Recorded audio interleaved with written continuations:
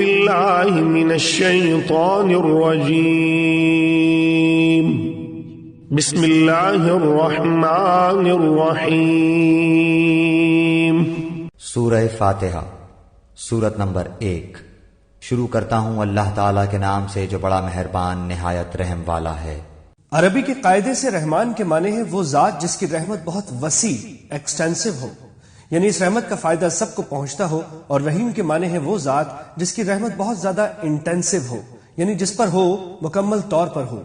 اللہ تعالیٰ کی رحمت دنیا میں سب کو پہنچتی ہے، جس سے مومن کافر سب فیض یاب ہو کر رزق پاتے ہیں اور دنیا کی نعمتوں سے فائدہ اٹھاتے ہیں۔ اور آخرت میں اگرچہ کافروں پر رحمت نہیں ہوگی، لیکن جس کسی پر یعنی مومنوں پر ہوگی مکمل ہوگی کہ نعمتوں کے ساتھ کسی تکلیف کا کوئی شائبہ نہیں ہوگا۔ رحمان اور رحیم کے معنی میں جو یہ فرق ہے، اس کو ظاہر کرنے کے لیے رحمان کا ترجمہ سب پر مہربان اور رحیم کا ترجمہ بہت مہربان کیا گیا ہے۔ الحمد للہ رب العالمین، سب تعریف اللہ تعالیٰ کے لیے ہے جو تمام جہانوں کا پالنے والا ہے۔ اگر آپ کسی عمارت کی تعریف کریں تو در حقیقت وہ اس کے بنانے والے کی تعریف ہوتی ہے، لہٰذا اس کائنات میں جس کسی چیز کی تعریف کی جائے وہ بالآخر اللہ تعالیٰ ہی کی تعریف ہے، کیونکہ وہ چیز اسی کی بنائی ہوئی ہے۔ تمام جہانوں کا پروردگار کہہ کر اسی طرف اشارہ کیا گیا ہے۔ انسانوں کا جہان ہو یا جانوروں کا، جمادات کا جہان ہو یا نباتات کا، آسمانوں کا جہان ہو یا ستاروں کا، سیاروں اور فرشتوں کا، سب کی تخلیق اور پرورش اللہ تعالیٰ ہی کا کام ہے، اور ان جہانوں میں جو کوئی چیز قابل تعریف ہے وہ اللہ کی تخلیق اور شان ربوبیت کی وجہ سے ہے۔ الرحمن الرحیم، بڑا مہربان نہایت رحم کرنے والا۔ مالک یوم الدین، بدلے کے دن یعنی قیامت کا مالک ہے۔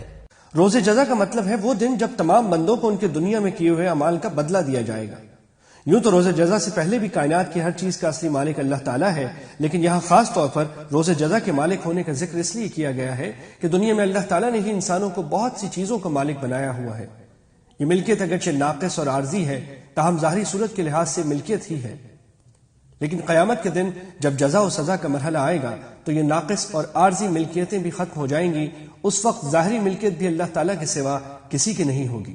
ایاک نعبد و ایاک نستعین، ہم صرف تیری ہی عبادت کرتے ہیں اور صرف تجھی سے مدد چاہتے ہیں۔ یہاں سے بندوں کو اللہ تعالیٰ سے دعا کرنے کا طریقہ سکھایا جا رہا ہے، اور اسی کے ساتھ یہ واضح کر دیا گیا ہے کہ اللہ تعالیٰ کے سوا کوئی کسی قسم کی عبادت کے لائق نہیں، نیز ہر کام میں حقیقی مدد اللہ تعالیٰ ہی سے مانگنی چاہیے، کیونکہ صحیح معنی میں کارساز اس کے سوا کوئی نہیں۔ دنیا کے بہت سے کاموں میں بعض اوقات کسی انسان سے جو مدد مانگی جاتی ہے وہ اسے کارساز سمجھ کر نہیں بلکہ ایک ظاہری سبب سمجھ کر مانگی جاتی ہے۔ اہدنا الصراط المستقیم،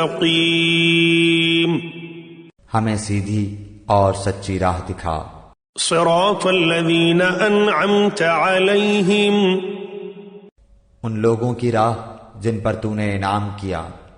غیر المغضوب علیہم ولا الضالین، ان کی نہیں جن پر غضب کیا گیا، اور نہ گمراہوں کی۔